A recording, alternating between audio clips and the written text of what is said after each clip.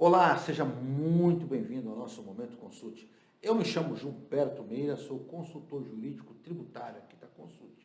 E ao meu lado, nossa querida Rosana Matsu, ela é consultora aqui, né, especializada também na área tributária, contadora, economista, e que nos dá aí o privilégio de discutirmos temas desta natureza e de outras já há muito tempo. Não vamos contar porque isso se perde no tempo, mas ela começou jovenzinha, né? Eu que tenho quase 100 anos, vivenciei toda essa fase, e ela começou jovenzinha e continua jovem.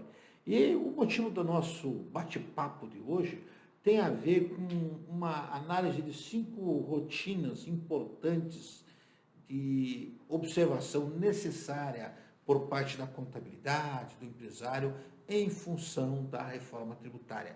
E antes que pareça qualquer coisa de incorreto e deselegante, sim, eu estou copiando um texto do meu querido amigo, o professor Jorge Campos, né, amigo nosso, que nós temos um grupo de estudos aí que conversa de forma online, bem como a Ana Lídia, que fizeram no dia 11 de setembro, você pode procurar isso lá no LinkedIn do professor Jorge Campos, e vocês vão ver, está lá disponível para quem quiser assistir, onde eles apontaram 5 rotinas que devem ser observadas. E eu disse, olha, Rosana, é tão boa a informação que nós temos que também levar ao nosso público sem deixar de dar a autoria da ideia. Então, meu querido Jorge Campos, minha querida Ana Lídia, sintam-se cumprimentados e respeitados, e eu trabalho do comentário hoje em homenagem e respeito a vocês, e nós estamos citando desta forma. Aqui ninguém quer tapar o santo peneira de nenhum brilhantismo daqueles que nos antecederam. E eles levantam uma série de situaçõezinhas aí, existem outras, que devem entrar no radar de que vem fazendo aí a mudança no processo de acompanhamento da reforma tributária. E o primeiro item, a primeira rotina que eles sugerem que deva ser observado, tem a ver com o fluxo de informações e de comunicação que a empresa vive. Porque se nós formos pegar aí a questão envolvendo o fato gerador, nós podemos pegar algumas situações em que vai ficar evidente que nem tudo será movido à nota fiscal, a conhecimento de transporte, a um documento eletrônico. Nós teremos muita informação gerada dentro da empresa que será importante para efeitos de tributação. Eu lembro algo que eu tenho comentado muito constantemente, que é o fato de que nós não estamos mais diante de uma operação de circulação de mercadoria, prestação de serviço, mas uma situação de tributação de atos onerosos e que necessariamente não precisarão passar por um documento fiscal. E a primeira delas que eles puxaram como exemplo é o mútuo. Ou seja, a empresa empresta dinheiro para o sócio, ou o sócio empresta dinheiro para a empresa e é devidamente remunerado. Ora, se essa remuneração vai gerar encargos, ele vai gerar um ato oneroso. Logo, vai haver a incidência de IBS e CBS sobre mútuo feneritício, dinheiro, empréstimo. E gera aí a preocupação com a informação contábil, né, Rosana? Perfeitamente, doutor. Bom, primeiro de tudo, o que nós precisamos analisar é justamente esse contexto de mudança de fato gerador, né? Nós saímos dos fatos geradores aos quais estamos habituados, né? Então, industrialização para IPI, circulação para ICMS, receita oferida para PIS e COFINS e por aí vai, né? Serviços para ISS, né? Para ter um único fato gerador que é o consumo, né? Que é justamente sobre esses fatos onerosos que o doutor comentou, né? E isso traz um reflexo muito significativo no que diz respeito à ampliação, né, tanto da base de débitos e da base de créditos. E por isso que a gente fala que reforma tributária não é um contexto somente, uma atividade única, exclusiva da área tributária, fiscal, né, e contábil. Né? É uma mudança que envolve toda a empresa justamente por conta da necessidade desse fluxo de informação. Nós já tivemos a oportunidade de observar aí nas lives do projeto piloto da Receita Federal, a qual nós sempre recomendamos, né, que assistam. Né, já o fizemos aqui, inclusive colocando o link para o pessoal pesquisar. Para o pessoal pesquisar, porque são lives muito interessantes que trazem um entendimento da Receita, né, não só a federal, mas estados e municípios a respeito da reforma, né? E nessas lives fica muito claro, né, a Receita ela deixa muito claro, né, que as operações, né, que puderem ser mensuradas, né, por quantidades de operações, né, como é o caso de venda de mercadoria, elas vão continuar tendo a emissão de nota fiscal, e a nota fiscal vai ser, né, a principal obrigação acessória, né? Lembro que IBS e CBS eles serão citados nas EFDs, né, do Sistema Público de Escrituração Digital, mas essas obrigações elas não serão obrigações acessórias destes tributos, né? A obrigação acessória principal desse tributo, né, para aquelas operações tradicionais, né, venda de mercadoria, venda de produto, CTEs, né, o transporte em si, nós vamos ter a nota fiscal e o CTE, né? E para operações que não são mensuráveis, como a gente vê o caso das plataformas de Uber, Airbnb, aí, que agora nós vamos ter a tributação, né, sobre locação de imóveis, né? Esse tipo de serviço, plano de saúde, que eu tenho que ter uma outra métrica, que eu não consigo fazer a tributação sobre um único fato gerador, sobre uma ocorrência, né? Eles têm uma outra métrica, eles vão ser declarados via DERE, né? E fora estas operações, vão ter operações que não são, né, objeto de DERE e nem de nota fiscal, que é o caso, por exemplo, citado, né, do mútuo, onde haverá necessidade de se fazer uma nota de débito, ou outras vezes fazer uma nota de crédito para ajuste da apuração assistida. E por isso que a gente fala da importância, e também já falamos isso em momentos consultos anteriores, de a empresa formar minimamente um comitê de reforma tributária, né, envolvendo pessoas focais dos departamentos, pelo menos uma de cada departamento, né, doutor Gilberto? Uma pessoa pelo menos do contábil, uma do fiscal, lembrando sempre que tem que ser um recurso bastante sênior, né? Agora é o momento que você precisa de senioridade, né, para se pensar, para se comparar passado com presente e futuro, né? Olhar não somente para o que nós fazemos hoje, mas olhar para o período de transição, o que vai acontecer nesse período de transição e no pós-reforma, né? Então, essa comunicação é importante para quê? Eu preciso estabelecer um cronograma interno de atividades. Né? Com o que o departamento de compras tem que se preocupar? Né? Com o que o departamento contábil tem que se preocupar? Com o que o fiscal tem que se preocupar? Com o que a TI tem que se preocupar? O que qualidade tem que se preocupar? O que a logística tem que se preocupar? Com o que o financeiro tem que se preocupar? Então, eu preciso desenvolver realmente um cronograma como um projeto de implementação sistêmica, né? Como se uma empresa que comprou um sistema hoje, ela tem o quê? Um cronograma de implementação.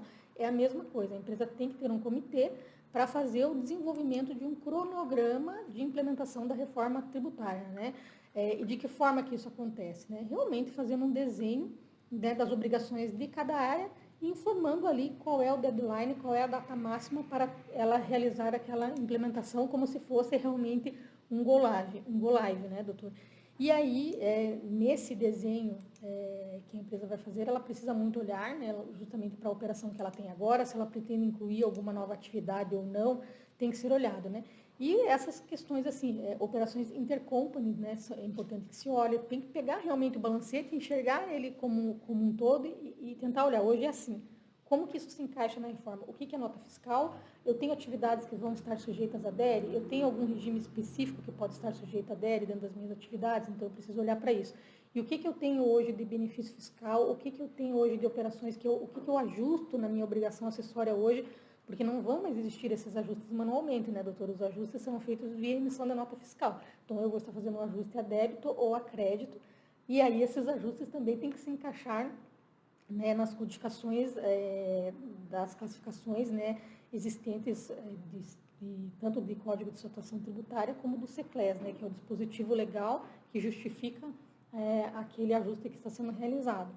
Então, para que isso aconteça, o nascer da reforma tributária ele tem que partir, né, desse fluxo de comunicação interna, né, para que não fique para trás nenhuma operação e não fique se tomando susto. Eu calculei no meu sistema um valor X de saldo devedor. Aí lá na apuração assistida está dando X mais 2 e eu não consigo nem conciliar e saber o que está faltando, para onde que eu estou e para onde que eu vou, né, doutor? Oncotô, né? Coisa de mineiro, né? Inclusive, eles levantaram algo que realmente acontece em muitas empresas, principalmente aquelas empresas mais estruturadas, onde o setor financeiro é separado do setor contábil. Exato. E informações como esta, por exemplo, por uma questão de sigilo, não chegam à contabilidade. Com todo respeito, não dá mais. É óbvio, é evidente que, embora não seja contador, mas me parece fácil de compreender, que a médio e longo prazo o Conselho Federal de Contabilidade vem editar normas contábeis específicas de como fazer isso. Né? Mas até que não se crie, você começa a trabalhar com a hipótese que você vai ter que ter essas informações que não vão gerar documentos externos. Inclusive, eles comentam acerca da nota de débito, a nota de crédito, como documentos hábeis. Ninguém me tira da cabeça. Eu lembro lá do Decore. Lembra que hoje, o Decore hoje você tem controle. Exato. É bem provável que eles venham a informatizar a nota de débito, a nota de crédito, de tal forma que ela passe a alimentar os sistemas com base nesses dados. E por quê? Nós estamos falando em apuração assistida, gente. Você recebe um monte de informações que não são geradas pelo sistema e que você, na contabilidade, vai ter que imputar, lançar. Exatamente. Ela vai se tornar um registro de operação de consumo, né? Ela vai para o que nós chamamos de ROC, né? Isso. Né? O ROC, que não é o ROC do Silvio Santos, né, doutor? Mas é o registro de ocorrências de consumo. Então, ela é como se fosse um chassi dentro da apuração assistida. E isso é importante da gente falar, porque nós precisamos desmistificar as nossas antigas notas de débitos e notas de créditos, que eram meramente um papel... Documentos administrativos, que nós íamos lá, imprimíamos um papel sulfite, fazíamos uma planilha em Excel, colocávamos a logo da empresa e encaminhávamos para a contabilidade. Hoje não. E o fisco tomava conhecimento dessa informação onde? Né? Pela informação contábil, né? Que ia resultar numa ICD, numa ICF. Agora não. Agora a origem é genuinamente fiscal. Eu vou fazer uma nota fiscal, né? E vou ter também a nota de débito, que é um documento com tanta validade quanto a nota fiscal eletrônica, né? E, inclusive, está sujeita às penalidades, né? Porque faz parte da apuração assistida. E lembrando que a apuração assistida é a confissão de dívida, né? E olha, deixa bem claro, a importância das áreas começarem a conversar. Nós não estamos mais falando de circulação de mercadorias, prestação de serviço, documento fiscal eletrônico, né? Nós vamos ter que produzir essas informações que vão alimentar o sistema. Então, se você pegar a apuração assistida nessas lives que a Rosana já comentou, você vai ver que há um momento, tipo a declaração pré-preenchida no imposto de renda, que você baixa e você adiciona informações. Exatamente. Então, muito cuidado com essas informações.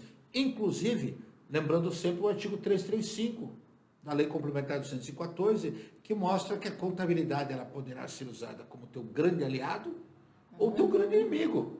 Porque se essas informações não constarem, não aparecerem, em dado momento elas vão realmente ser cobradas. Porque vai haver uma desconexão de informações.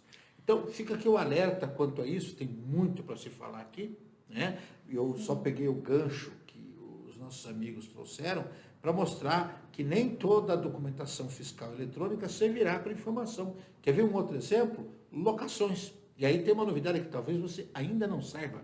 E se você souber, me conte, mas eu aprendi com eles.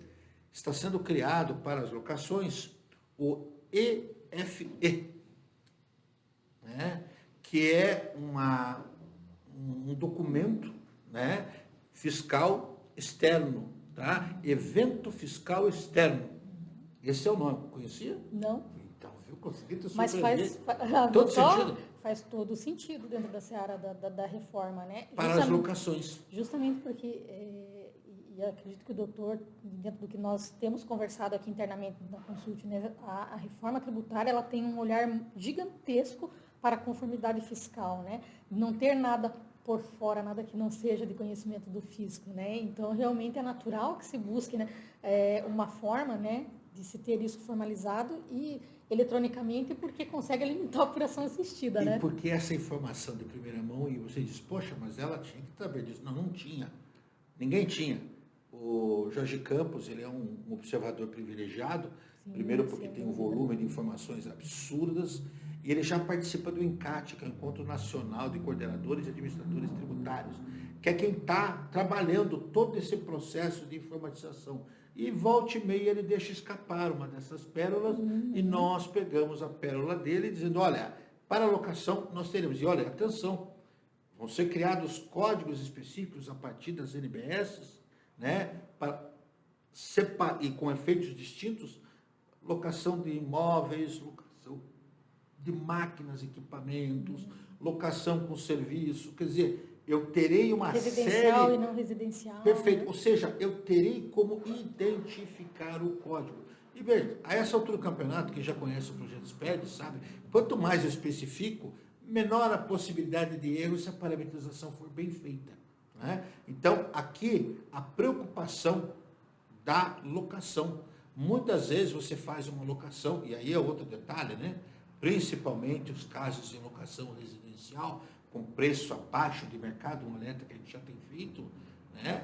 Que com a criação de um código específico, né, para o imóvel, que é o CIB, né, o Cadastro Imobiliário de Bens, a Receita, e eu falei isso ontem para o Adriano Subirá, no evento que nós tivemos em Ponta Grossa, na Associação Comercial e Industrial de Ponta Grossa, se olha, está aqui o representante da Receita, é óbvio que a Receita, sabendo que existe um código que é o único para cada município brasileiro, sabendo que o locador vai informar isso lá no campo de obrigações, de direito, de bens e direitos, e o locatário em algum momento vai informar que mora em algum local que não é seu, que o sistema vai cruzar e a Receita Federal vai usar isso para verificar. Mas vem cá, você não declara imposto de renda locação? Ou seja, isso é uma preocupação que nós vamos ter. Então, gente, o nível é muito grande de enquadramento dessas informações. Muito grande, o nível tecnológico de fiscalização é outro. Né? A gente precisa lembrar que a lei complementar ela traz o regime especial de fiscalização. Nós temos aí em análise o PLP 108, né, doutor, que também traz possíveis alterações aí no texto da lei complementar e que já vem com textos de penalidades. Né? Então, a gente já teve aí a criação da unidade de valor, né, para fins de unidade... Uma UPF. É uma UPF, IBS. né? IBS, que é um valor superior à UPF, às UPFs estaduais, né? A gente está falando aí pelo menos de um valor estimado de R$ 200. Então, hoje, essa questão eletrônica ela vai ficar muito mais latente no processo de fiscalização. Né? Lembrando que nas situações em que houver o fisco entender que há, né, sonegação, ele vai colocar no radar eminente de fiscalização eletrônica, ele pode reduzir o período de apuração de IBS e CBS, né?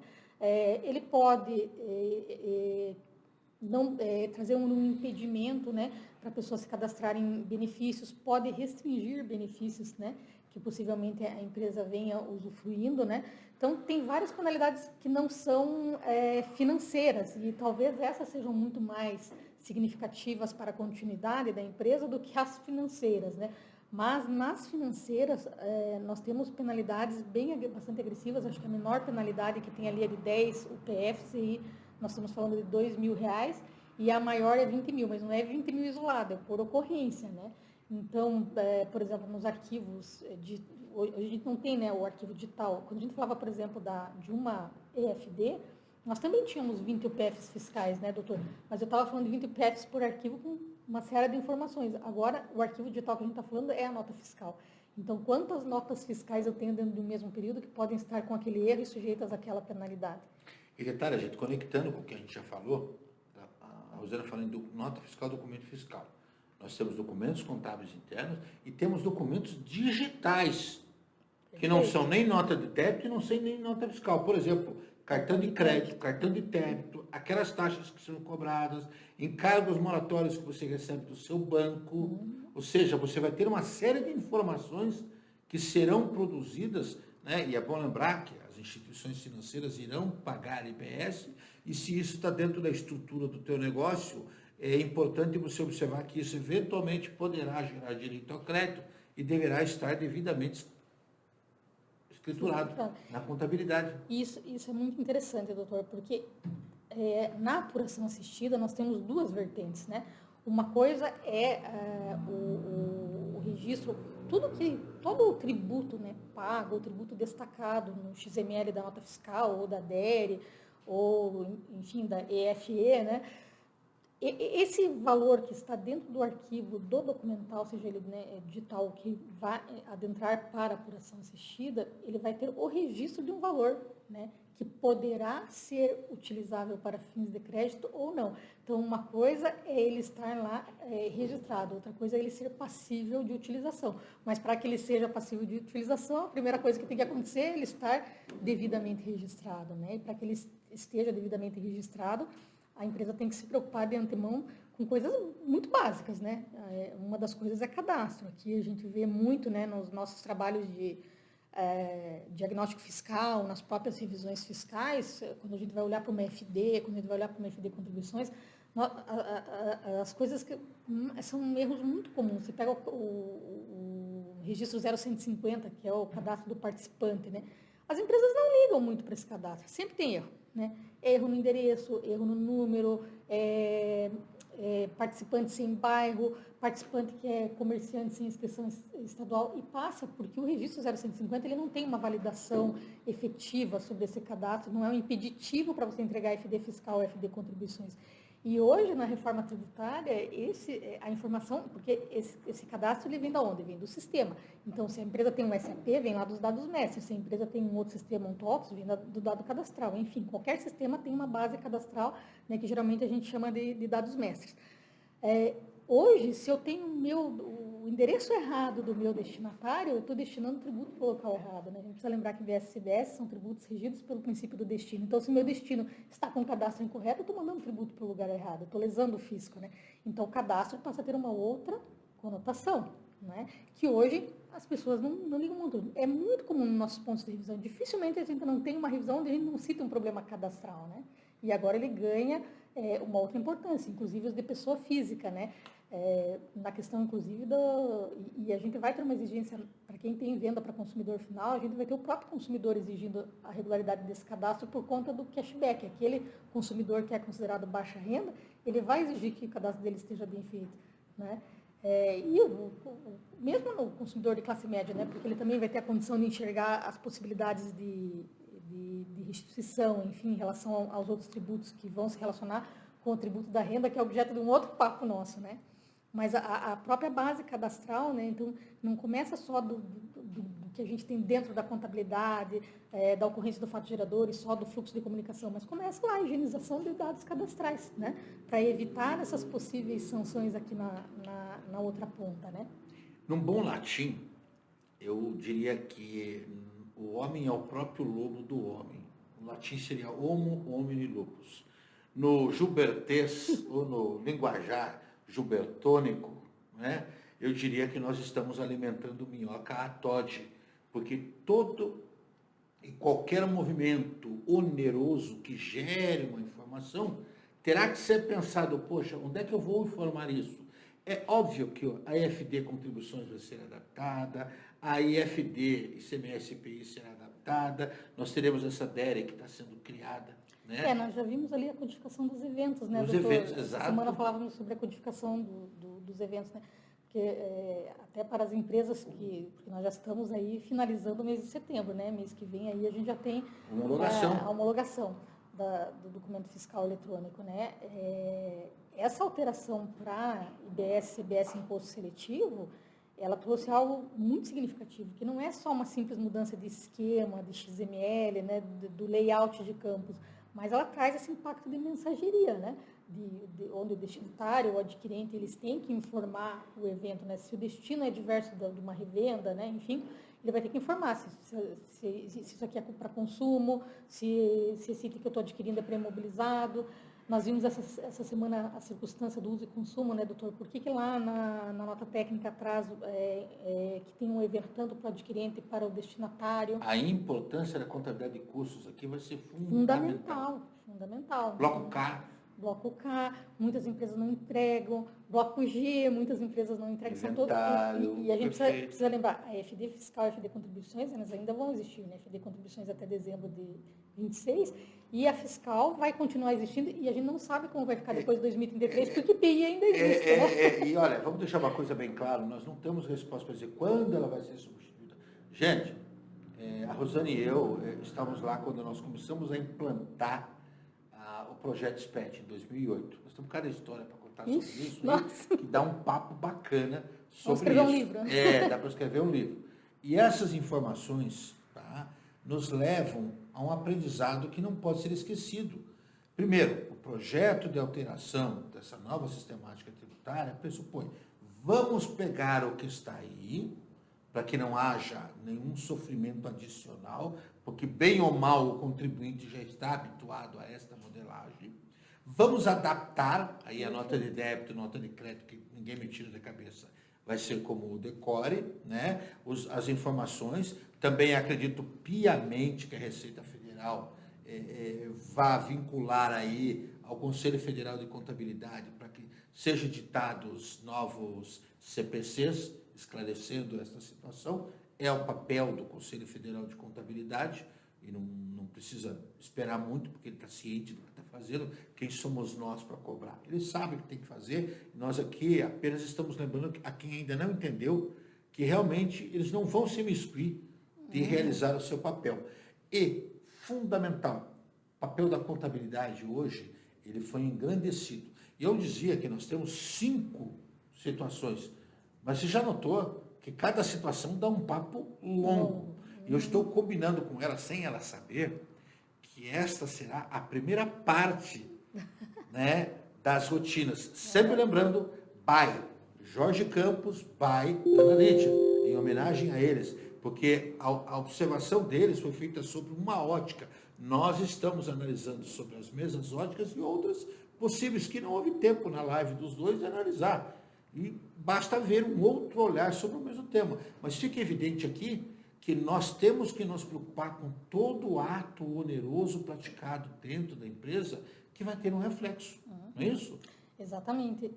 E até, observando até o ponto que nós falávamos da contabilidade, né, da mudança do momento de ocorrência do fato gerador, mas e da importância do contador, né? Eu acho que nós contadores temos que ficar, lógico, é difícil o contador ficar feliz ultimamente, porque é muita obrigação para pouco tempo para cumprir, né? O contador, praticamente, ele não consegue estabelecer um mês de férias aqui no Brasil, porque todo mês tem obrigação importante, né? E com o advento aí da reforma, cresce o número de obrigações, né? Mas tem algo que o contador sempre fala e ele não é ouvido, né? Situaçõezinhas básicas. Olha, você não pode ter esse montante na conta caixa, né? Por quê? Porque esse dinheiro não existe em caixa, né? Até porque se estiver lá, alguém já teria tentado achar o cofre e assaltado a empresa. Nós já fizemos um né? momento consulte tratando dessa questão, o artigo 335. Perfeito. Isso poderá ser usado a favor da empresa ou contra a empresa.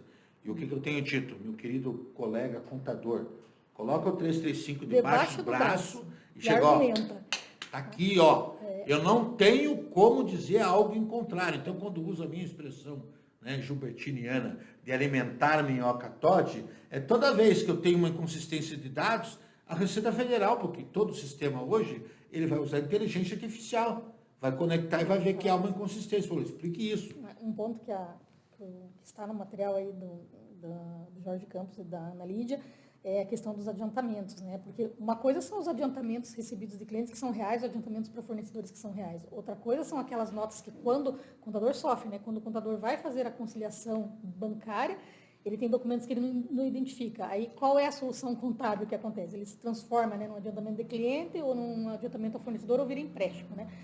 E o que é péssimo, porque o computador, essa conta nunca vai ser conciliável, porque não tem contrapartida, né? E aí acaba se fazendo a miséria do encontro de contas entre aquelas duas contas para morrer, o que sobra vai para resultado, né? E todo contador, né, todo contador legítimo, né, o ilícito, ele questiona, ele bate na tecla que isso é operação de risco, que isso não pode acontecer, e tem uma dificuldade de argumentação. Então, agora, nós temos mais uma argumentação, que é o artigo 335, somado aí os artigos relacionados ao REF, né? Porque a fiscalização vai ficar muito mais em cima disso. E quando vier o split payment, então, né, doutor, aí não vai ter discussão, porque o próprio pagamento, né? Inclusive, o split payment, ele vai fazer parte dessas 5 rotinas, é a quinta que nós vamos analisar, talvez lá, inclusive encontre mais algumas, né? Mas você poderá ter pagamentos efetuados, parte em dinheiro, parte em split payment, e você vai ter que imputar as informações para o split payment. Então, isso é uma outra análise. Mas uma coisa fica evidente, é chegada a hora de separar garotas e mulheres e garotos e homens. Porque se você é um profissional de contabilidade e acha que não é devidamente respeitado por aqueles que não conseguem enxergar a grandiosidade do que vocês fazem, agora você tem o 335, entre outros tantos, para mostrar a diferença entre ser um contador e contador de histórias. Eu prefiro que você se enquadre no primeiro grupo. Não que um bom contador de história deva ser rejeitado, mas aqui é um profissional de contabilidade que nós valorizamos nesse momento. E eu brincava até outro dia com a Mônica, que é a gestora do nosso departamento, né, que quando nós começamos com a nota fiscal eletrônica, o SPED, aquele tripé inicial do SPED, né, doutor, que era FD fiscal, a nota fiscal eletrônica e o contábil. Não tinha nem contribuições ainda, e o tal do serviço de mensageria. Serviço de mensageria, quase morremos, né?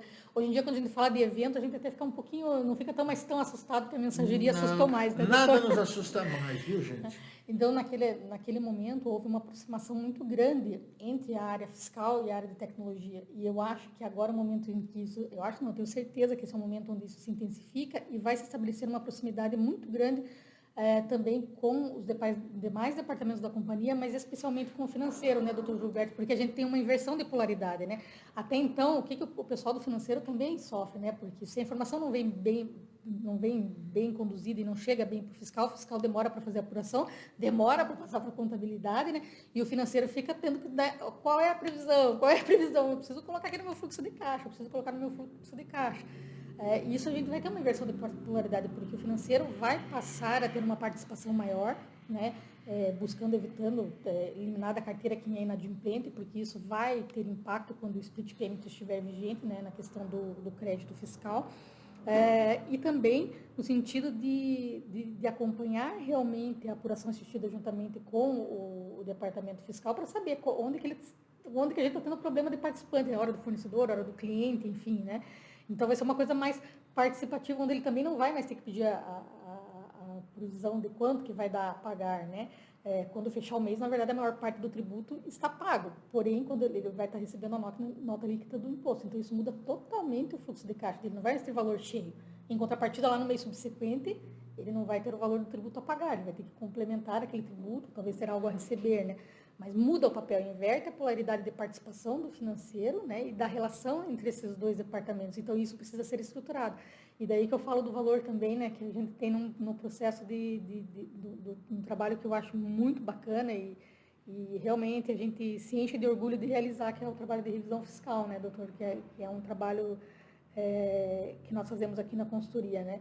A gente fica imensamente feliz de perceber que os nossos clientes de revisão fiscal, que já trabalham com a revisão da apuração, com a revisão das EFDs, hoje têm um cenário favorável para fazer o planejamento e o mapeamento de cenários a partir da EFD fiscal, né? Então, hoje, o que foi ônus um dia, está servindo de bônus agora no momento de fazer a reforma tributária. Gente, vocês não têm noção, mesmo eu sou profissional do direito, quando ministro aulas, e falo, olha, se você tem imóvel locado, você está tendo renda, você tem que informar isso na sua declaração do imposto de renda. Gente, a reforma é do IBS, da CBS, mas vamos falar uma coisa bem clara para vocês. Desde 2008, quando começou a se implementar o projeto SPED, se falava de informações concêntricas. Isso tem previsão desde 1966. Lá nos artigos 192, 199 do CTN, as entidades, as unidades da Receita Federal, Estadual, municipais, mediante convênio, poderão trocar informações. Então, tudo que você produzir é informação. E deixando vocês com um gostinho de quero mais, né, porque nós vamos ter partes desta nossa conversa, eu lembro a vocês que nós temos que ter uma preocupação, porque esta reforma é uma reforma altamente tecnológica. Eu já brinco com frequência, e ontem mesmo eu fiz com a sala, e digo, olha, levante a mão quem já fez algo que eu já fiz, que é ter feito datilografia. Muita gente levanta. Falou, então pouquíssimos aqui fizeram datilografia. Inclusive as gerações mais novas não sabem nem o que é isso. Né? A gente pede um teclado QWERTY para poder usar os 10 dedos e ganhar em velocidade. Segunda questão, os que mantiveram a mão levantada, me diga se já passaram por uma reforma tributária como esta, de altíssima envergadura, já sendo profissionais da área. Eu passei. Aí, se resta uma mão ou duas levantadas, é muito. E aí eu pergunto, você concorda que essa reforma é infinitamente mais complexa do que aquela? É, porque nós não estamos aproveitando quase nada daquele modelo de serviço, de operação, de circulação. É um modelo financeiro, um modelo onde toda a movimentação, ato oneroso e não oneroso, inclusive alguns serão tributados, vai servir de tributação. E detalhe, a favor dela, a inteligência artificial, que vai poder produzir presunções tributárias baseados não só no parágrafo único do artigo 116 do CTN, segundo o qual o fisco poderá interpretar situações que visem dissuadir ou dissimular, melhor dizendo, a Receita Federal ou estadual ou a municipal, no caso do órgão gestor, né, do comitê gestor, a fim de dissimular o recolhimento do tributo. E o fiscal vai alegar e você que vai ter que sair provando o contrário. E aí, essas informações, esse fluxo de informação e comunicação é fundamental.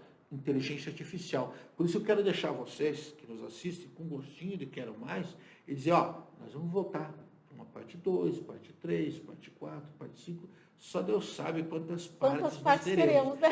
Aí fica um convite. Se você gostou, e eu acho que é um episódio bastante interessante, você pode continuar participando desta saga, nós vamos chamar de parte 1, né?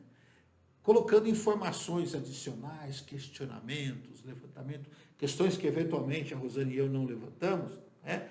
Em 2 lugares.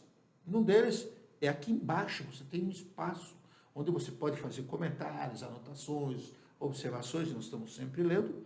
E a outra é mandando para aquele e-mail, né, Rosana? Qual é o e-mail? momentoconsulte@consulte.com.br. Todos os meus companheiros agora não erram mais. Estão ficando espertos, né? Porque eu comecei a colocá-los na fogueira e eles, opa, cadê? Então vamos incluí-los agora, eles não erram mais. momentoconsulte@consulte.com.br. A nossa equipe, Rosana, eu, Darcy, Diego, né? Marcelo, a Mariana também, que cuida da área societária, estamos aqui para atendê-los. Então, você tem dúvidas, você tem sugestões, você tem divergências do que a gente fala, como é bacana ter gente com divergência argumentativa, porque vai nos fazer pensar, tudo é muito novo, então é natural que nós tenhamos. Fique à vontade para nos mandar usando esses 2 canais. Mais que isso, divulga o nosso trabalho, né? Avise os amigos, você tem aqui uma sineta, o tal do badalo, né? Que você pode se inscrever e toda vez que nós tivermos um momento novo, você será avisado.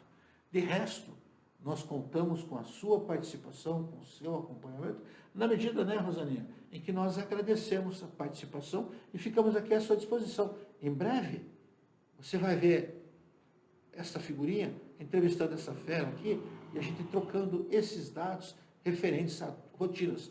E aqui, repetindo, em homenagem aos nossos amigos, né, o professor Jorge Campos e a Ana Lídia, porque aqui ninguém esconde o sol alheio, muito pelo contrário. O universo ele é muito amplo e há luminosidade para todos. E o ser humano, se ele é bom, se ele tem princípio e tem conhecimento, ele é, antes de tudo, bioluminescente. Teclinha SAP, para quem ainda não entendeu, nós temos luz própria. Eles também têm. Não preciso tapar o sol de ninguém. Tá bom? Gente, até a próxima.